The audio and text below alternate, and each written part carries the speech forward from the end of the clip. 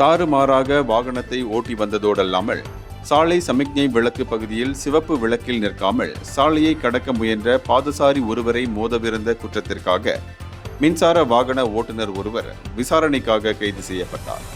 தலைநகர் ஜாலான் சுல்தான் இஷாமுடீன் சாலையில் சமிக்ஞை விளக்கில் காரை நிறுத்தாமல் சாலையை கடந்து கொண்டிருந்த பாதசாரியை மோதும் வண்ணம் காரை அபாயகரமாக செலுத்தியதற்காக அவர் நேற்று முன்தினம் காலை 8:15 மணிக்கு கைது செய்யப்பட்டதாக கோலாலம்பூர் காவல்துறை துணைத் தலைவர் டத்தோ முகமது யூசுப் ஜான் முகமது தெரிவித்தார்.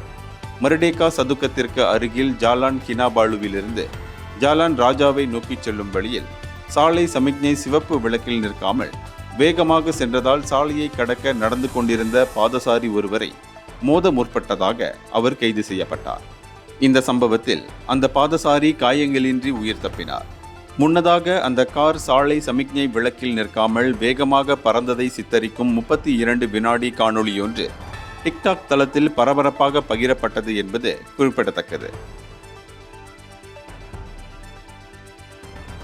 இந்தியர்களின் இதய குரல் மக்களோசை.